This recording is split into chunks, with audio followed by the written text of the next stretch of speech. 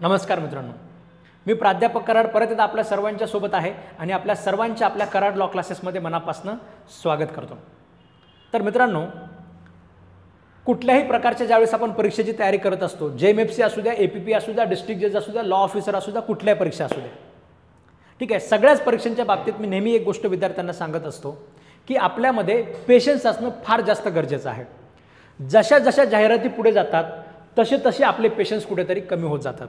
अगोदर मी 7 तास अभ्यास करायचो, आता तो 6 तासावर आला, 5 तासावर आला, 4 तासावर आला। अशा पद्धतीने विद्यार्थ्यांचं सुद्धा मनोबल त्याच्यामध्ये कुठेतरी कमी होत जात असतं। पण ही गोष्ट कॉम्पिटिटिव्ह एक्झामिनेशनसाठी त्याच्यामध्ये एक प्रकारे घातक आहे। एकदमच पुन्हा नोटिफिकेशन येऊन जातं, ठीक आहे, MPSCचा असं लांडगा आला, ठीक आहे। आता लांडगा जो आहे तो मागच्या वेळेस जानेवारीमध्ये येणार होता, पुन्हा मार्चमध्ये येणार होता। म्हणजे हा लांडगा त्याच्यामध्ये आला रे आला म्हणण्यामध्ये आपण एक प्रकारे आपण अभ्यास करत नाही, ठीक आहे। आता सुद्धा बऱ्याच विद्यार्थ्यांना असं वाटू शकतं की लांडगा खरंच 16 मार्चला त्याच्यामध्ये येणार आहे का, ठीक आहे। जर येणार नसेल म्हणून काही लोक त्याच्यामध्ये निवांत राहू शकतात आणि आपला अभ्यासामध्ये कुठेतरी गॅप घेऊ शकतात। तर अशा विद्यार्थ्यांसाठी आज आपण या व्हिडिओमध्ये चर्चा करणार आहोत की खरंच MPSCची एक्झाम 16 मार्च 2025ला होण्याचे जास्त चान्सेस आहेत का, त्याच्यामध्ये ही सुद्धा एक्झाम त्याच्यामध्ये टेंटेटिव्ह डेट अजून जास्त पुढे त्याच्यामध्ये जाऊ शकते, याची चर्चा आज आपण या व्हिडिओमध्ये करणार आहोत। तर मित्रांनो, मी तुम्हाला नेहमी आपल्या क्लासेसच्या सिलेक्शनबद्दल सुद्धा प्रत्येक व्हिडिओमध्ये सांगत असतो, जेणेकरून आपल्याला सुद्धा एक प्रकारे प्रेरणा मिळत असते आणि शेवटी ते क्लासेसचं सुद्धा एक प्रकारचं कौतुक असतं, ते सुद्धा सांगण्यामध्ये एक आनंदही त्याच्यामध्ये असतो। नेहमी मी तुम्हाला सांगत असतो की कुठल्याही आयोगाने कुठलंही त्याच्यामध्ये जी परीक्षा घेणारी यंत्रणा आहे त्यांनी अशा पद्धतीने रिझल्ट लावून दाखवा ज्याच्यामध्ये कराड लॉ क्लासेसचे विद्यार्थी नसतील। आता एकच परीक्षा अशी होती ज्याच्यामध्ये आपल्या क्लासेसचे सिलेक्शन त्याच्यामध्ये कमी नसायचे, कधी कधी नसायचे सुद्धा, तर ते म्हणजे डिस्ट्रिक्ट जजची एक्झाम। यावेळेस मला आपल्या सगळ्यांना सांगायला आनंद होतोय की 2 हिरे आपल्या क्लासेसचे यावेळेस त्यांनी सिलेक्शनमध्ये आपलं नाव त्याच्यामध्ये नोंदवलेलं आहे, ठीक आहे। सुदर्शन शिंदे साहेब तसेच राजेश तायडे सर, ठीक आहे, ह्या दोघांनी त्याच्यामध्ये आपल्या क्लासेसचं नाव सुद्धा मोठं केलेलं आहे। त्यांचं तर नाव ह्याच्यामध्ये मोठं झालेलं आहे, त्यांचं यश त्यांनी एक म्हणजे मोठं यश त्याच्यामध्ये मिळवलेलं आहे। पण आपल्या क्लासेसचं सुद्धा त्यांनी सन्मान त्याच्यामध्ये वाढवलेला आहे, ठीक आहे। मी आपल्या क्लासेसच्या वतीने सुदर्शन शिंदे सरांचे आणि राजेश तायडे सरांचे त्याच्यामध्ये खूप खूप अभिनंदन करतो। तायडे सर, राजेश तायडे सर तर आपल्याकडे JMFCला सुद्धा होते, APPला सुद्धा होते आणि आता ते डिस्ट्रिक्ट जज म्हणून सिलेक्शनमध्ये झालेले आहेत। बऱ्याच वेळेस मी जे तुम्हाला थोड्या वेळाखाली पेशन्सबद्दल सांगत होतो की आपल्याला एखाद्या ठिकाणी एखाद्या परीक्षेमध्ये अपयश मिळालं की आपण खचून जाऊन चालत नाही, आपल्यासाठी नियतीने काहीतरी फार मोठं त्याच्यामध्ये बघितलेलं असतं, ठीक आहे। याचं एक उत्तम उदाहरण म्हणजे राजेश तायडे सर आहेत, ठीक आहे। त्यामुळे कुठेही तुम्ही त्याच्यामध्ये घाबरून वगैरे किंवा आपलं परीक्षेची तयारी आता मी पुढे करायची का नाही करायची एवढं 100% दिलं होतं तरीसुद्धा माझं सिलेक्शन झालं नाही, ठीक आहे। 100% कुणी काही कमी देत नाही, ठीक आहे। प्रत्येकच व्यक्ती आपल्या यशासाठी, आपल्या आईवडिलांचे स्वप्न पूर्ण करण्यासाठी आपला 100% देऊनच प्रयत्न करत असतो, पण सगळ्यांचं सिलेक्शन होत नाही। कॉम्पिटिटिव्ह एक्झामिनेशन आहे, कधीतरी काहीतरी कमी जास्त राहून जातं, आपल्याकडनं काहीतरी चुका राहून जातात, पण त्याच्याने खचून जर तुम्ही जात असाल आणि तुम्ही पुढे जर प्रयत्न करत नसाल तर राजेश तायडे सरांना जशा प्रकारचं यश मिळालेलं आहे तसे यश तुम्हाला कुणालाही त्याच्यामध्ये मिळणार नाही, ठीक आहे। डिस्ट्रिक्ट जज म्हणजे एवढी मोठी पोस्ट त्याच्यामध्ये त्यांना मिळालेली आहे, ठीक आहे। JMFCमध्ये सुद्धा त्याच्यामध्ये अपयश आलं, JMFC सुद्धा सिलेक्शन होऊ शकत नव्हतं, बऱ्याच वेळेस त्यांना त्याच्यामध्ये अपयशाचं एक प्रकारे सहन करावं लागलं आणि आता त्याच्यामध्ये डिस्ट्रिक्ट जज म्हणून मोठी पोस्ट त्यांना मिळालेली आहे। तुम्ही सगळ्यांनी सुद्धा जर कुणी अपयशाने खचलेलं असेल तर अजिबात घाबरू नका। जर ह्या परीक्षेसाठी तुम्ही एलिजिबल असाल JMFCसाठी तर एकदम जागून उठा, ठीक आहे, आणि पूर्णपणे ह्या परीक्षेच्या मागे लागा। जे कष्ट आपण घेत असतो त्या कष्टाला त्याच्यामध्ये कधीही त्याच्यामध्ये सगळे असे वाया जात नसतात। आपण जे घेतलेले कष्ट असतात कधी ना कधी आपल्या पाठीमागे उभे राहतात, जेव्हा आपल्याला याची गरज असते तेव्हा ते आपल्या पाठीमागे नक्कीच उभे राहतात आणि काही ना काही यश आपल्याला त्याच्यामध्ये नक्कीच मिळत असतं, ठीक आहे। असो, तर हा थोडा क्लासेसच्या सिलेक्शनचा पार्ट झाला। नेहमी कुठेतरी मनामध्ये वाटायचं की आपण विद्यार्थ्यांना म्हणतो की तुम्ही म्हणजे रिझल्ट लावून दाखवा ज्याच्यात आमचे विद्यार्थी नसतील। सरकारी वकील 431 जागा, 412 सिलेक्शन्स आपल्याच क्लासेसचे, ठीक आहे। BMC लॉ ऑफिसर, ठीक आहे, 80% विद्यार्थी मेरिटमधले आपल्याच क्लासेसचे आहेत। 3 विद्यार्थ्यांना सिलेक्शन झालेला जे विचारलं तर 2 विद्यार्थी आपल्या क्लासेसचे असतात। JMFC सुद्धा, ठीक आहे, म्हणजे 40% 50% सिलेक्शन फक्त कराड लॉ क्लासेसचे राहतात। पण एकच खंत मनामध्ये होती, डिस्ट्रिक्ट जजबद्दल आपल्या विद्यार्थ्यांचे सिलेक्शन जरा होत नव्हते, तर ते आपल्याला या ठिकाणी आता मिळालेले आहेत। सुदर्शन शिंदे सर आणि राजेश तायडे सर हे 2 हिरे आहेत ज्यांनी आपल्या क्लासेसचं नाव मोठं केलेलं आहे, यांचं मी परत एकदा आपल्या क्लासेसच्या वतीने अभिनंदन करतो। तर मित्रांनो, महत्त्वाचा विषय 16 मार्चला पेपर होईल का, तर पहिलं कारण 16 मार्चला पेपर होण्यामागचं की तुमची परीक्षा जी आहे ऑलरेडी खूप लांबलेली आहे. ठीक आहे, 2024ची जाहिरात आहे, आता शेवटचा महिना आहे डिसेंबरचा, त्याच्यामुळे डिसेंबरमध्ये तरी त्यांना जाहिरात द्यावीच लागेल. दुसरं काही विद्यार्थ्यांच्या मनात असं वाटू शकतं की सर डिसेंबरमध्ये काय झालं, म्हणजे ह्याच्या अगोदर काही झालं नाही का, डिसेंबरच्या पुढे गेलं नाहीत का एक्झाम. ठीक आहे, तर त्या गेलेल्या एक्झामचं त्याच्यामध्ये MPSCचं खूप मोठं हसं ऑलरेडी झालेलं आहे. म्हणजे रिट पिटिशन महाराष्ट्रातल्या 3 कानाकोपऱ्यामध्ये विद्यार्थ्यांनी रिट पिटिशन केल्या होत्या. त्या म्हणजे 3 जे बेंचेस आहेत त्या तिन्ही बेंचेसला त्याच्यामध्ये रिट पिटिशन लोकांनी केल्या होत्या.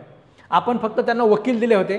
बरेच लोक असं पसरवतात की कराड लॉ क्लासेसने रिट पिटिशन केल्या त्याच्यामुळे परीक्षेचे रिझल्ट जे आहेत ते पुढे पुढे जात आहेत. ठीक आहे, कुठल्याही रिट पिटिशनमुळे कोणत्याही परीक्षा घेण्याला कोर्टाने असा अडथळा अजिबात आणलेला नाही आहे. ठीक आहे, MPSC कोणत्या कारणासाठी डिले करते MPSCला माहीत. ठीक आहे, आणि हे जे सिलेक्शन आहे म्हणजे हे जे रिट पिटिशन आहे आपल्याच एका विद्यार्थ्याने त्याने स्वतःहून इंडिव्हिज्युअली त्याच्यामध्ये रिट पिटिशन केलं होतं, त्याला रिलीफ मिळाला. कोर्टाने त्याला इंटरिम परीक्षा देण्यासाठी अलाउ केलं आणि ते अलाउ केल्यानंतर जे पूर्ण महाराष्ट्रभर ते रिट पिटिशन फिरत होतं की या विद्यार्थ्याला अलाउ केलं, आम्हाला पण रिट पिटिशन करायचं आहे. महाराष्ट्रामध्ये जसे रिकग्नाइज क्लासेस असल्यामुळे विद्यार्थ्यांचे आपल्याला फोन यायचे. मग ह्या विद्यार्थ्याला इंडिव्हिज्युअली जाण्यासाठी 50,000 रुपये 25,000 रुपये लागणार. मग एवढे सगळे त्यांचे पैसे लागू नये म्हणून फक्त आपण 1,000-2,000 मध्ये त्यांना वकील आपण मिळवून दिले. जे संभाजीनगरचे होते त्यांना संभाजीनगरचे एक ॲडव्होकेट आपण दिले. त्यांना सांगितलं तुम्ही तिकडेच काय जे काय 1,000-2,000 रुपये ते घेतील ते भरा आणि त्यांच्याकडनं तुम्ही रिट पिटिशन करून घ्या. त्यांना जायच्यासुद्धा गरज पडली नाही, त्यांना कोर्टाने अलाउ करून टाकलं. म्हणजे फक्त आर्थिक अडचण विद्यार्थ्यांची समजण्याचा प्रयत्न आपण केला होता. आपण स्वतःहून त्याच्यामध्ये रिट पिटिशनमध्ये असं इन्व्हॉल्व वगैरे अजिबात नव्हतो. ते वकील आणि ते विद्यार्थी इन्व्हॉल्व होते. आपण फक्त त्यांच्या पैशाची मदत व्हावी म्हणून आपण तो प्रयत्न केला होता. बाकी असं काय आपलं इन्व्हॉल्वमेंट नव्हतं. आणि इन्व्हॉल्वमेंट आपलं ते जरी मदत जरी आपण विद्यार्थ्यांनी केलेली असेल, त्या रिट पिटिशनमुळे कोणत्याही परीक्षा डिले वगैरे झाल्या नव्हत्या. त्या रिट पिटिशन चालू राहतीलच, पण कोर्टाने कुठलाही रिझल्ट लावायला तुम्ही उशीर करा वगैरे असं अजिबात म्हटलं नव्हतं. MPSC कारण द्यायला बरेच कारणं देतं. यावेळेस पण त्यांनी आता कारण दिलेलंच आहे लोकसत्ताच्या प्रेस नोटमध्ये, पण असं काही त्याच्यामध्ये आपल्याकडनं अडथळा अजिबात नव्हता. ठीक आहे, असो. तर 16 मार्चला परीक्षेचं कारण होण्याचं पहिलं कारण म्हणजे डिसेंबरचा महिना आहे आणि 2024ची जाहिरात आहे. दुसरं कारण म्हणजे ऑलरेडी एवढ्या सगळ्या रिट पिटिशन झालेल्या आहेत, परीक्षा डिले झाल्यामुळे यावेळेस MPSC ते रिस्क घेईल असं वाटत नाही. आणि तिसरं कारण म्हणजे MPSC लोकसत्तामध्ये छापलेल्या बातम्यांना उत्तर देत आहे. ठीक आहे, असं अजिबात गरजेचं नाही. ठीक आहे, इलेक्शन असल्यावर सुद्धा गरजेचं नाही. आता तर इलेक्शन होऊन गेलं, इलेक्शन झाल्यानंतर सुद्धा लोकसत्ता पेपरमध्ये बातमी येते की ह्या परीक्षा MPSC डिले करत आहे आणि त्याला उत्तर देण्यासाठी MPSC प्रेस नोट वगैरे काढते आणि सांगते की आम्ही अशा परीक्षा या कारणास्तव डिले झाल्या होत्या आणि आम्ही त्या शेड्यूलनुसार घेणार आहे. म्हणजे एवढं जर समजा आग्रहीपणा MPSC दिसत असेल तर तो सुद्धा कारण आहे की आपली परीक्षा 16 मार्च 2025लाच त्याच्यामध्ये होऊ शकते. मी नेहमी अंदाज बांधणी करत असतो. ठीक आहे, अंदाज बांधणी करत असतो आणि त्या अंदाज बांधणी त्याच्यामध्ये बऱ्याच वेळेस लागत असते. टेंटेटिव्ह डेट आहे, याच तारखेला होईल असं कन्फर्म कोणीच सांगू शकत नाही, माझा फक्त अंदाज असतो. तुम्हाला माहिती आहे 114 जागा ज्यावेळेस आल्या होत्या त्यावेळेसुद्धा मी 1 वर्ष अगोदर सांगितल्या होत्या की 114 जागा असू शकतात. ठीक आहे, त्याच्यामुळे हे अजिबात कन्फर्म नसतं, पण एक अंदाज असतो तो आमचा. सगळ्या बाकीच्या गोष्टींवरनं MPSCच्या वर्तवणुकीवरनं कंडक्टवरनं हे नेमकं पिल्लू काय करू शकते. याच्याकडे एखादं पिल्लं म्हणजे समजा एखादं पिल्लू आहे ते उड्या मारतंय हे करतंय, त्याच्यानंतर त्याचा नेमका पुढचा काय मूव असेल हे त्याच्याकडे बघून जो अंदाज लावला जातो तो अंदाज फक्त आम्ही लावतो, बाकी याच्या पलीकडे काही नाही आहे. यावेळेस असं वाटतं की 16 मार्चपेक्षा परीक्षा जास्त पुढे जाणार नाही. त्याच्यामुळे तुमच्यापैकी कुणी जर असा विचार करत असेल की लांडगा आला रे आल्यासारखं होऊन जाईल तर तुमचं खरंच लांडगा आला रे आल्यासारखं होऊन जाईल. त्याच्यामुळे अभ्यासाला अजिबात उशीर करू नका. तुम्ही आत्तापर्यंत अभ्यास सुरू करू का नाही अशा परिस्थितीत जर असाल तर इथून पुढे वेळ अजिबात लावू नका. काही लोकांच्या डोक्यात असं असेल माझं आत्ताच लॉस झालं आहे, म्हणजे 2-2 वर्ष तयारी करणारे विद्यार्थी आहेत, यांच्यासोबत मी कसा काय कॉम्पिटिशन करू शकतो. आपल्या क्लासेसचे 2024च्या जे बॅचेस आहेत आपण 3 बॅचेस सुरू केलेले आहेत. ठीक आहे, पहिली बॅच 250 विद्यार्थी आहेत, दुसरी 250 विद्यार्थी आहेत, तिसऱ्या बॅचमध्ये जवळपास 200 विद्यार्थी आहेत. म्हणजे जवळपास 700 विद्यार्थी आपले त्याच्यामध्ये ऑलरेडी 2024साठी तयारी करत आहेत, बरेच दिवस झालं तयारी करत आहेत. ह्या सगळ्यासोबत कॉम्पिटिशन मी आत्ता तयारी करू शकतो का, असं जरी कुणाच्या मनामध्ये प्रश्न असेल तर त्यांच्यासाठी सुद्धा सांगतो की यावेळेस जागा ज्या आहेत त्या खूप जास्त असणार आहेत. ठीक आहे, एक्झॅक्ट आकडा त्याच्यामध्ये आपल्याला म्हणजे जसं मी तुम्हाला नेहमी सांगत असतो एक्झॅक्ट आकडा आपल्याला त्याच्यामध्ये सांगता येत नसतो, पण 250च्या आसपास त्याच्यामध्ये तुम्ही अंदाज ठेवा. 248, ठीक आहे, 268, 250, 200 अशा पद्धतीने जागा असू शकतात. काय असतं, जी मागणी केलेली आहे किती जागा पाहिजेत तर ती मागणीबद्दल फक्त माहिती मिळते, पण त्याच्यातले अकाउंटंट किती लोक अकाउंटंट किती जागा सँक्शन करतील ह्याची कन्फर्म माहिती नसते. सहसा असं असतं की ज्युडिशरीच्या बाबतीत असं असतं की जेवढ्या त्यांनी मागितलेले आहेत त्याच्यापेक्षा कमी जागा त्याच्यामध्ये देत नाहीत. पण एवढी गोष्ट मात्र तुम्ही नक्की ठेवा की यावेळेस जागा त्याच्यामध्ये जास्त असणार आहेत. ठीक आहे, जास्त जागा असणार आहेत. आणि जर जास्त जागा असतील तर आपण थोडीशी उशिरा जरी तयारी केली तरीसुद्धा जास्त असा काही फरक वगैरे पडत नाही. एकाच 10 प्रमाणामध्ये लोक मेन्ससाठी घेतात. ठीक आहे, तुम्ही असं समजा की फक्त 200 जागा आहेत. ठीक आहे, समजा 200 जरी जागा असतील तरीसुद्धा 10 म्हणल्यानंतर एक शून्य अजून लावा, 2000 लोक त्याच्यामध्ये मेन्स परीक्षासाठी त्याच्यामध्ये क्वालिफाय होत असतात. म्हणजे बंपर जाहिरात यावेळेसुद्धा त्याच्यामध्ये असणार आहे. त्यामुळे परीक्षेची तयारी करायला तुम्ही कुणी जर अजून सुरुवात करत नसाल तर तुमची गत लांडगा आल्यासारखी होणार आहे. ठीक आहे, तर तसं करू नका. लवकरात लवकर तुम्ही परीक्षेची तयारी सुरू करा जर कुणाची अजून सुरू करायची बाकी असेल तर. ठीक आहे, मग आता सुरू कशी करायची? आपल्या ऑलरेडी 3 बॅचेस सुरू झालेले आहेत. 3 बॅचेसमधले हे 700 विद्यार्थ्यांच्या ऑलरेडी 3-3, 4-4 विषय कंप्लीट झालेले आहेत. ठीक आहे, 3-3, 4-4 कुणाचे 5-5 विषय कंप्लीट झालेले आहेत. पहिल्या बॅचचे जरा जास्त विषय कंप्लीट झालेत. मग आता आम्हाला इथून पुढे सुरू करायचं आहे, तर मग आम्ही कशा पद्धतीने सुरू करणार? ह्या विद्यार्थ्यांच्या बरोबर कॉम्पिटिशन जर करायचं असेल तर आम्ही कशा पद्धतीने तयारी करणार? असा जर कुणाच्या मनामध्ये प्रश्न असेल तर अशा सगळ्या विद्यार्थ्यांसाठी ठीक आहे, आपण JMFC प्रिलिम 4th बॅच आपण सुरू केलेली आहे. JMFC प्रिलिम 4th बॅच याच्यामध्ये 2 ऑप्शन आहेत. याच्यामध्ये तुम्ही ऑलरेडी काही लेक्चर्स घेऊ शकता आणि बाकीचे लाईव्ह लेक्चर तुम्ही कंटिन्यू करू शकता. म्हणजे 3rd बॅच सोबत तुम्ही तसं एक प्रकारे या बॅचमधनं तुम्ही कोलॅबोरेट करू शकता. तुम्हाला जे नवीन क्रिमिनल लॉज आहेत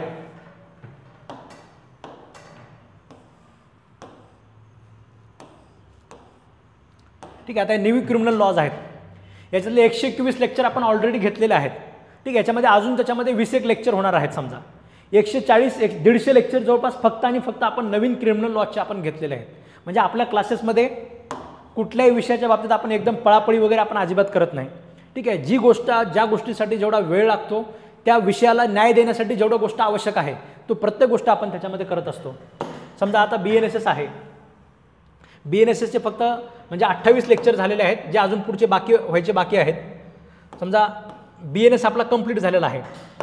BNSचे आपण 62 लेक्चर घेतलेले आहेत. ठीक आहे, म्हणजे जेवढं लागेल त्याच्यामध्ये एखाद्या विषयासाठी तेवढं डिटेलमध्ये आपण ती प्रत्येक गोष्ट त्याच्यामध्ये आपण कव्हर केलेली आहे. तर हे जे सगळे 62 लेक्चर्स आहेत ठीक आहे, म्हणजे त्याच्यामध्ये मग किडनॅपिंग अबडक्शन असू द्या, 49वे lecture offences related to election असू द्या, अशा प्रकारचं कुठलंही लेक्चर जे आहे हे सगळे लेक्चर्स तुम्ही त्याच्यामध्ये बघू शकता. प्रायरसुद्धा तुम्ही घेऊन करू शकता. दोन्ही ऑप्शन आहेत. तुम्हाला सगळेच्या सगळे लेक्चर लाईव्हमध्ये पाहिजे असतील संध्याकाळी 7 ते 9 मध्ये तर तुम्ही ती बॅचसुद्धा घेऊ शकता. 4th बॅचमध्येच तुम्हाला तशा बॅचमध्ये ॲड केलं जाईल. फक्त होतं काय, आता मार्चमध्ये आपला पेपर आहे 16 मार्चला. 16 मार्चला पेपर म्हटल्यानंतर कमीत कमी आपल्याला त्याच्यामध्ये 16 मार्च म्हटल्यानंतर तुमचा आपण 8 मार्चपर्यंत आपल्याला सिलेबस कंप्लीट करावा लागतो. मग 8 मार्चपर्यंतच आपल्याकडे वेळ असतो. 8 मार्चपर्यंत सिलेबस कंप्लीट करायचा म्हटला तर थोडी पळापळ त्याच्यामध्ये होत असते. मग पळापळ जर होऊ द्यायची नसेल तर हे जे 3 विषय आहेत BNS आणि भारतीय साक्ष अधिनियम हे सगळे लेक्चर तुम्ही प्रायरच रेकॉर्डेडमध्ये घ्या. ठीक आहे, बाकीचे जे सगळे लेक्चर्स आहेत ते सगळे लेक्चर्स तुम्ही त्याच्यामध्ये आपलं लाईव्ह लेक्चरमध्ये सुद्धा तुम्ही अटेंड करू शकता. संध्याकाळी 7 ते 9 मध्ये तुमचं लाईव्ह लेक्चर असेल. लाईव्ह लेक्चर आपले एकदम 2 वे लाईव्ह लेक्चर असतात. असं अजिबात नसतं की तुमचं तोंड दाबून आपण लेक्चर घेतो. तुमचं तोंड कायम ओपन असतं. तुम्हाला जे प्रश्न विचारायचे ते प्रश्न तुम्ही विचारू शकता.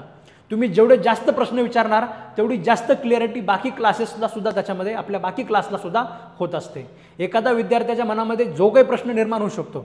ठीक आहे, आता लाईव्ह लेक्चरमध्ये त्याच्यामध्ये 700 विद्यार्थी ऑलरेडी 3 बॅचेसचे आपल्याकडे आहेत आणि आता तुम्ही त्याच्यामध्ये अजून एक 200 ॲडमिशन समजा ह्या 4th बॅचचे होतील समजा. म्हणजे जवळपास 800-900 विद्यार्थी जे आहेत ते लाईव्ह लेक्चरमध्ये जर असतील तर प्रत्येक गोष्टीवर त्याच्यामध्ये काही ना काही विद्यार्थ्यांचे प्रश्न येतात आणि आपल्याला शिकवण्याची सवयच अशा पद्धतीची आहे. तुम्ही काही डेमो लेक्चर आपल्या ॲप्लिकेशनवर बघू शकता. तुमच्याकडे जर ॲप्लिकेशन नसेल कराड कोचिंग क्लासेस असं तुम्ही प्ले स्टोअरवर टाकून द्या आणि डेमो लेक्चर तुम्ही बघून घ्या. मुळातच सवय अशी आहे, माझी सवय अशी आहे की मी प्रत्येक गोष्ट फार बेसिकपासून सांगतो आणि जर समजा माझ्याकडनं एखादी गोष्ट सांगायची राहिली तुमच्यातलं कोणीतरी तो प्रश्न विचारतच जर काही राहिलंच सांगायचं तर, आणि ती गोष्टसुद्धा मग त्याच्यामध्ये क्लिअर होत असते. आणि मी काही देव नाही आहे, बऱ्याच गोष्टी सांगत असताना माझ्याकडनं कधी कधी काही चुका होतात तर त्या चुकासुद्धा लगेच तुमच्यातलं कोणीतरी सांगतं की सर ही गोष्ट अशा अशा पद्धतीने चुकीची होत आहे, आपल्याला या ठिकाणी सुद्धा असं करावं लागेल, तर ते सुद्धा आपण त्याच्यामध्ये क्लासमध्ये करेक्ट करून घेतो. ठीक आहे, म्हणजे आपले क्लासेस जे आहेत हे 62 लेक्चर होतात आणि मी असं म्हणत असतो की आपल्या क्लासेसमध्ये आपण प्रत्येक प्रॉबेबल गोष्ट जी परीक्षेला येऊ शकते ती आपण कव्हर करतो. ठीक आहे, हे कव्हर असं म्हणत असताना याच्यामध्ये फक्त माझं योगदान नाही आहे, हे योगदान तुमचे जे 600, 700 विद्यार्थी असतात. ठीक आहे, आता हे समजा 800, 900 विद्यार्थी असणार आहेत, ह्या सगळ्या विद्यार्थ्यांचं सुद्धा त्याच्यामध्ये योगदान असतं. कुठे जरी काही त्याच्यामध्ये कमी जास्त होत असेल तर विद्यार्थीसुद्धा सांगत असतात आणि याच्यामध्ये नवीन नवीन गोष्टींचं ॲडिशनसुद्धा होत असतं. तर सांगायचं तात्पर्य काय आहे, जे आपले प्रिलिमिनरीसाठी 12 विषय आहेत याच्यामध्ये आपण तुम्हाला ओल्ड क्रिमिनल लॉचे लेक्चरसुद्धा आपण असेच रेकॉर्डरमध्ये दिलेले आहेत. तुम्ही ते तुमच्या इच्छेनुसार बघू शकता. अदरवाईज सिलेबसला आपल्याला नवीनच असणार आहेत, कारण MPSCने ह्याच्या अगोदर लॉ ऑफिसरचे वगैरे जे सिलेबस दिलेले आहेत त्याच्यामध्ये त्यांनी जुने कायदे काढून टाकलेले आहेत आणि नवीन कायदे फक्त त्याच्यामध्ये ॲड केलेले आहेत. म्हणजे चान्सेस आहेत की आपल्याला फक्त नवीन कायदेच असणार आहेत, पण जरी विचारलं तरी काही प्रॉब्लेम नाही आहे. आपण हे सगळे लेक्चर तसे कम्पॅरेटिव्हलीच बघितलेले आहेत. म्हणजे जिथे कुठे नवीन क्रिमिनल लॉ बघत असताना जिथे कुठे बदल झालेला आहे तो प्रत्येक बदल आपण तुम्हाला सांगितलेला आहे. ठीक आहे, समजा for example first information report आहे, तर ह्याच्यामध्ये अगोदर काय काय तरतुदी होत्या आणि आता यावर्षी आपण काय काय नवीन तरतुदी ॲड केलेल्या आहेत आणि सोबतच ह्या नवीन तरतुदी ज्या ॲड केलेल्या आहेत त्याचे कॉन्सिक्वेन्सेस काय होऊ शकतात हे सुद्धा आपण तुम्हाला एक्सप्लेन केलेलं आहे. जे यावेळेस JMFCच्या इंटरव्ह्यूला जाणार आहेत या विद्यार्थ्यांसाठी सुद्धा हा नवीन क्रिमिनल लॉचा कोर्स फार गरजेचा आहे. ठीक आहे, म्हणजे विश्वास ठेवा, तुम्हाला नवीन क्रिमिनल लॉजवर खूप सारे प्रश्न विचारले जाणार आहेत इंटरव्ह्यूसाठी. इंटरव्ह्यूला असा कुठला स्पेसिफिक सिलेबस नसतो. म्हणजे मेन्सला त्यांनी सिलेबस दिलेला होता ऑलरेडी पूर्वपरीक्षेच्या एक्झाममध्ये, त्याच्यामुळे त्यांनी सिलेबसनुसारच तुम्हाला प्रश्न विचारले. मेन्समध्ये तुम्हाला जुन्या कायद्यानुसारच झाली मेन्स, प्रिलिम्ससुद्धा आपली जुन्या कायद्यानुसारच झाली, कारण ते दिलेलं असतं सिलेबसमध्ये. इंटरव्ह्यूला असा कुठलाही सिलेबस नसतो. तुम्हाला मोस्ट ऑफ द क्वेश्चन्स जे तुम्हाला अकॅडमिक्सवर येणार आहेत ते तुम्हाला कम्पॅरेटिव्हमध्येच येणार आहेत. की FIRमध्ये समजा 3 वर्ष ते 7 वर्षाचे पनिशमेंटवाले जे ऑफिसर्स आहेत याच्यामध्ये तुम्ही प्रिलिमिनरी इन्क्वायरी वगैरे आणलेली आहे की प्रायमा फेसी केस बघायची का, प्रायमा फेसी केस आहे का नाही, याचे काय कॉन्सिक्वेन्सेस होतील असं तुम्हाला वाटतं. तर हे सगळ्या प्रकारचं डिस्कशन तुम्हाला या लेक्चर्समध्ये बघायला मिळेल. ठीक आहे, सांगायचं तात्पर्य काय आहे, ही 4th बॅच आपली आपण सुरू केलेली आहे. याच्यामध्ये ऑलरेडी 130 म्हणजे 130 प्लसच आहेत. त्याच्यात बघायचं जर म्हटलं आपण 120 तर फक्त याचेच लेक्चर्स आहेत. हां, इथे दिसेल आपल्याला जवळपास ह्याच्यामध्ये 185 लेक्चर्स ऑलरेडी आपण टाकलेले आहेत. ठीक आहे, नोट्स पण टाकलेले आहेत, टेस्ट सिरीज पण टाकलेले आहेत. या कोर्समध्ये ऑलरेडी काही गोष्टी आहेत आणि सोबतच डेली तुमचं संध्याकाळी 7 ते 8:30 पर्यंत जवळपास, ठीक आहे 8:30 9 पर्यंत, 9चा टायमिंग आपण देत असतो, कारण विद्यार्थ्यांना तसं अरेंजमेंट अगोदरपासून असायला पाहिजे. उद्या एखाद्या विद्यार्थ्यांनी हे नको म्हणाला की तुम्ही सर 7 पासून 9 पर्यंत चालवत आहे, तर लेक्चर आपलं 7 ते 8:30 पर्यंत असतं, 1.5 तासापर्यंत लेक्चर असतं. पण तरीसुद्धा सेफर साईड म्हणून आपण टायमिंग 7 ते 9 दिलेला असतो. एक्झामनुसार ते मागे पुढे होत असतं. आपण असं रोज बाकी जे रेग्युलर वर्किंग डेज असतात, वर्किंग डेजला शेवटी तुम्ही दिवसभर या आम्ही शिकवतो असा प्रकार आपल्या क्लासमध्ये आपण करत नाही. ठीक आहे, आपण सगळा जो सिलेबस आहे तो वेळेवर अगोदरच चांगल्या पद्धतीने शांततेने आपण डिस्कस केलेला असतो आणि तेच तुम्हाला त्याच्यामध्ये एक प्रकारे कायद्यालासुद्धा त्या पद्धतीने न्याय मिळालेला असतो. ठीक आहे, कायदासुद्धा विद्यार्थ्यांना डायजेस्ट पण झाला पाहिजे. ठीक आहे, म्हणजे भराभर खाऊन त्याच्यामध्ये आपल्याला पोटाला पचत नसतं आणि परीक्षेमध्ये ऐनवेळी त्याच्यामध्ये बऱ्याच बारकावे राहून जातात आणि ते बारकाव्यातले आपले MCQ चुकून जात असतात. ठीक तसं नाही, नको व्हायला पाहिजे. म्हणजे मेरिट जर समजा 55-60च्या आसपास असेल तर आपले क्लासेसचे विद्यार्थी 90-95 पर्यंतसुद्धा मार्क मिळवतात. याच्या मागचं कारण म्हणजे आपण या पद्धतीने, ठीक आहे, बारकाईने प्रत्येक गोष्ट त्याच्यामध्ये आपण कव्हर केलेली असते. समजा हा तुमचा कंटेंट आहे, याच्यामध्ये स्ट्रॅटेजी सेशन्स आहेत, कशा पद्धतीने तयारी वगैरे करायची, त्याच्यानंतर याच्यामध्ये टेस्ट आहेत, याच्यानंतर न्यू क्रिमिनल लॉचे लेक्चर्स एक आपण ॲड केलेले आहेत, रेकॉर्डेड लेक्चर्स पण काही आहेत त्याच्यामध्ये. ह्या रेकॉर्डेड लेक्चरमध्ये सुद्धा लास्ट इयरचे क्वेश्चन पेपरवरचं डिस्कशन आहे. लास्ट इयरचे क्वेश्चन पेपर कशा पद्धतीने आपल्याला विचारलेले आहेत, प्रत्येक विषयाचं आपण वेगवेगळं केलेलं आहे. ठीक आहे, समजा सिव्हिल प्रोसिजर कोडवर आत्तापर्यंत कशा पद्धतीने प्रश्न आलेले आहेत त्याचा पेपर घेतलेला आहे आणि त्याच्यावर आपण डिस्कशन केलेलं आहे की सिव्हिल प्रोसिजर कोडवर इथे प्रश्न विचारण्याचा कल जास्त आहे, ते इथं तुमचं कव्हर होऊन जातं. त्याच्यानंतर क्वालिफाईड स्टुडंटचा गायडन्स वगैरे सुद्धा काही आपण महत्त्वाचे काही लेक्चर टाकलेले आहेत. क्लासेसच्या टेस्ट पण आहेत, कॉम्प्रिहेन्सिव्ह टेस्ट आहेत. ठीक आहे, प्रिव्हियस इयर क्वेश्चन पेपरच्या टेस्ट आहेत, टेस्टचे डिस्कशन्स आहेत, त्याचे डिस्कशन्स आहे. त्याच्यानंतर प्रत्येक विषयाचं काय काय वाचायचं, काय काय नाही वाचायचं, प्रत्येक विषयाचे इंट्रोडक्टरी लेक्चर्स वगैरे आपण केलेले आहेत. आणि त्याच्यानंतर काही रिव्हिजन लेक्चरसुद्धा आहेत. रिव्हिजन लेक्चरमध्ये सुद्धा फक्त आणि फक्त तुम्हाला प्रॉबेबल MCQs तुम्हाला सांगितलेले आहेत. तुम्ही प्रवासामध्ये कुठेही त्याच्यामध्ये जात असताना येत असताना तुम्ही हे रिव्हिजन लेक्चरसुद्धा ऐकू शकता. थोडक्यात सांगायचं काय तर जे 12 विषय आहेत त्यांना एकदम ज्यूस करून पिळून टाकून चांगल्या पद्धतीने तयारी करता येईल एवढ्या पद्धतीचं प्रिपरेशन आपल्या या बॅचमध्ये आपण करून घेणार आहोत. 16 मार्चपर्यंतच्या पुढच्या वेळामध्ये आपली तयारी होऊ शकते का तर 100% होऊ शकते. ठीक आहे, अजिबात असं काळजी करण्यासारखं कारण नाही आहे. ठीक आहे, फार कमी जास्त जागा, फार जर समजा 30-40 जागा असणार असत्या तर त्यावेळेस मी सुद्धा तुम्हाला म्हटलं असतो की थोडंसं कठीण आहे. ठीक आहे, पण जागा जास्त असण्याचे चान्सेस आहेत कारण त्यांनी रिक्वायरमेंट मोठी दिलेली आहे. जागा जास्त असणार आहेत आणि परीक्षा मग प्रिलिम पास होणं त्याच्यामध्ये काही मोठी गोष्ट नसणार आहे. एकाच 10 म्हणजे ठीक आहे जवळपास 1800-2000च्या जवळपास लोक ते लोक घेणार आहेत. ठीक आहे, 2000च्या आसपास आणि जर समजा खरंच 248 वगैरे जर समजा जागा आल्या तर अशा वेळेस तर ते अजून त्याच्यामध्ये पुढेच निघून जाईल. ठीक आहे, म्हणजे 2-2.5 हजार लोक म्हणलं तर खूप जास्त झालं. असेही 10,000 फॉर्म असतात. ठीक आहे, त्यामुळे कॉम्पिटिशन जे आहे ते JMFCचं जेवढं आपण MPSCचं बाकी बाहेर आहे ठीक आहे तशा प्रकारचं तर आपलं कॉम्पिटिशन नाही आहे. कॉम्पिटिशन कमी आहे. फक्त तुम्ही अजूनही लांडगा वगैरेच्या आलाच्या गोष्टीत तुम्ही राहू नका. ठीक आहे, लवकरात लवकर तुम्ही तयारीला लागा. आज जे मी व्हिडिओ बनवलेला आहे ठीक आहे गळा फाडू तुम्हाला मी सांगतोय तर आजच्या संध्याकाळपर्यंत तुम्ही तयारीला लागून जा. ठीक आहे, हा कोर्स जो आहे तो कोर्स तुम्ही ॲप्लिकेशनवरनं डायरेक्ट तुम्ही विकत घेऊ शकता. ठीक आहे, आपलं Karad coaching classes application download करून 4th बॅच नाव आहे. JMFC प्रिलिम फोल्डरमध्ये गेल्यानंतर 1st batch, 2nd batch, 3rd batch, 4th batch त्या मागच्या ज्या बॅचेस आहेत तुम्ही त्या पण घेऊ शकता. त्या घेतलं तर तुम्हाला जास्त रेकॉर्डेड लेक्चर्स मिळतात. ठीक आहे, जास्त विषयांचे रेकॉर्डेड लेक्चर्स मिळतात. तर ते घेण्यापेक्षा किंवा तुम्ही डायरेक्ट एक JMFC प्रिलिम रेकॉर्डेड बॅच म्हणून बॅच आहे. सगळं जर तुम्हाला रेकॉर्डेडमध्ये पाहिजे असेल तर तुम्ही ती बॅचसुद्धा घेऊ शकता. काही विद्यार्थी असे असतील ज्यांना वर्षभराचं प्लॅनिंग आहे तर ह्याच्यामध्ये एक वर्षभराची बॅच आहे, 1 इयरची बॅच आहे. त्याच्यामध्ये तुम्हाला अनलिमिटेड व्ह्यूज असतात आणि तुम्ही ते वर्षभर बघू शकता. ठीक आहे, तर तसं जर तुम्हाला करायचं असेल तर तुम्ही ती वर्षभराची बॅचसुद्धा घेऊ शकता. त्याची फीस फक्त 15,000 रुपये असते. आणि आता 2025ची एक्झाम तुमची ऑक्टोबरमध्ये होणार आहे. ठीक आहे, तर तुम्हाला त्याही एक्झामला ते सगळंच सिलेबस तुम्हाला कामाला येणार आहे. आता ही बॅच तुमची मार्चमध्ये एक्झाम झाल्यानंतर तुमची संपून जाईल. ठीक आहे, मार्चमध्ये एक्झाम झाल्यानंतर संपून जाईल. तुम्हाला जर डायरेक्ट वर्षभराचं पाहिजे असेल तर तुम्ही वर्षभराचा सुद्धा कोर्स घेऊ शकता. आणि काही जरी इन्क्वायरी असेल कोर्सबद्दल तुम्ही या नंबरवर कॉल करू शकता. ठीक आहे, कॉल करून तुमचं लवकरात लवकर ॲडमिशन घेऊन हे लेक्चर्स तुम्ही बघायला चालू करा. तुमचे लाईव्ह लेक्चर 5 डिसेंबरपासून सुरू होणार आहेत. ठीक आहे, 5 डिसेंबरपासून रोज संध्याकाळी तुमचं लाईव्ह लेक्चर असणार आहे. त्या लाईव्ह लेक्चरमध्ये तुम्ही काही तुमचे प्रश्न विचारू शकता. आपलं प्रिपरेशन एकदम ऑन ट्रॅक असलं पाहिजे. ठीक आहे, आणि आपल्या क्लासेसच्या म्हणजे बऱ्याच वेळेस विद्यार्थ्यांच्या मनामध्ये प्रश्न असतात. ऑनलाईनबद्दल एक थोडीशी कधीतरी निगेटिव्हिटी असते. कुणीतरी निगेटिव्हिटी घालण्याचा आपल्या डोक्यामध्ये प्रयत्न करतं. तर निगेटिव्हिटी वगैरे अजिबात काही मनामध्ये ठेवू नका. आज एवढे जे आपले सिलेक्शन्स होत आहेत म्हणजे तुम्हाला सांगितलं APPमध्ये 431 पैकी 412 सिलेक्शन्स कराड लॉ क्लासेसचे आहेत. ठीक आहे, हे मी आज अभिमानाने सांगतोय. आणि हे सगळे विद्यार्थी ऑनलाईन शिकलेले आहेत. ठीक आहे, BMC असू द्या, 80% विद्यार्थी कराड लॉ क्लासेसचे आहेत. सगळे विद्यार्थी ऑनलाईन शिकलेले आहेत. ठीक आहे, JMFCसुद्धा 40% सिलेक्शन्स 50% सिलेक्शन्स असतात 40 ते 50च्या दरम्यान. हे सुद्धा सगळे आपले विद्यार्थी कराड लॉ क्लासेसचे ऑनलाईनच शिकलेले आहेत. ठीक आहे, ह्या विद्यार्थ्यांना महिन्याला पुण्यामध्ये राहायचा 10,000 रुपये खर्च ह्यांनी आईवडिलांना कधी मागितला नाही. ठीक आहे, ह्यांनी लायब्ररीचा कधी जास्त खर्च वगैरे आईवडिलांना मागितला नाही. ठीक आहे, आपल्या घरी बसून घरची भाकर खाऊन ठीक आहे घरची भाकर खाऊन अशा प्रकारचा रिझल्ट आपल्या ऑनलाईनमध्ये विद्यार्थ्यांनी मिळवलेला आहे. ठीक आहे, एवढे सगळे सिलेक्शन्स फक्त ऑनलाईनच आहेत. फक्त गरजेचं काय आहे तुम्ही तुमच्या गावात कुठेही राहा, घरी कुठेही राहा, फक्त प्रत्येक लेक्चर तुम्ही एकदम प्रॉपर तुम्ही ऐकलं पाहिजे. त्या लेक्चरचं सांगितल्याप्रमाणे रिव्हिजन केलं पाहिजे. क्लासेसचे नोट्स पण असतात त्याच्यामध्ये, ते नोट्स प्रॉपर आपले मेंटेन केले पाहिजेत. सगळ्या टेस्ट असतात त्या सगळ्या टेस्ट तुम्ही सोडवल्या पाहिजेत.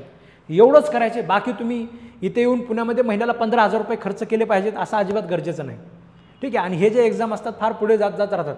आता समजा प्रिलिमची एक्झाम 16 मार्चला ते घेतील, नोटिफिकेशन टाईमावर काढतील त्यांचं ते रिट पिटिशन वगैरे अवॉइड करण्यासाठी.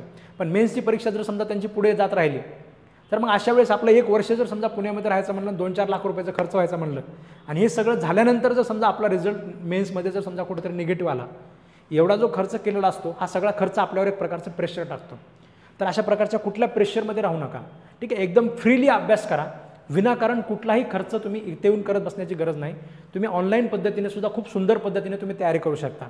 आणि कुठल्याही प्रश्नासाठी आपण ठीक आहे तुमच्यासाठी कायम अवेलेबल असतो.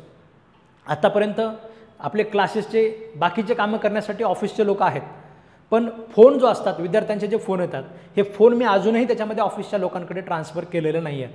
ठीक आहे, तुमचे प्रत्येकाचे फोन मी स्वतः घेत असतो. याच्या मागचं कारण म्हणजे विद्यार्थी महाराष्ट्राच्या कानाकोपऱ्यातनं जॉईन करतो आणि त्याला एक आशा असते, त्याला एक विश्वास असतो की आपल्याला कधी गरज पडली तर सर आपल्याला मदत करतील. ठीक आहे, सर आपल्याला त्याचं सोल्युशन वगैरे सांगतील. त्याच्यामुळे तुम्ही कधी काही अडचण आली तर तुम्ही मला फोन करू शकता. ठीक आहे, त्याच्यामुळे मनात असं अजिबात आणू नका की एवढ्या लांबून शिकायचं आणि कसं शिकायचं आणि काय होईल आपलं. ठीक आहे, असं अजिबात नाही आहे. लाईव्ह लेक्चरमध्ये तुमचं कमेंट बॉक्स कायम चालू राहतो. तुम्ही तुमचे प्रश्न तिथे कधी टाकू शकता, रोजच्या रोज तुम्ही तुमचे प्रश्न टाकू शकता. आणि एवढं तिथे जरी सॉल्व्ह झाला नाही, ठीक आहे, तिथे जरी सॉल्व्ह झाला नाही तरीसुद्धा तुम्ही मला तो फोन करून विचारू शकता, व्हॉट्सअपला मेसेज करून विचारू शकता. निगेटिव्हिटी मनामध्ये अजिबात ठेवू नका आणि लांडगा आला यासारखं करू नका. परीक्षा होणार आहे, 16 मार्चला होणार आहे असं डोक्यामध्ये कन्फर्म ठेवा आणि आपलं तयारीला त्याच्यामध्ये लागून जा.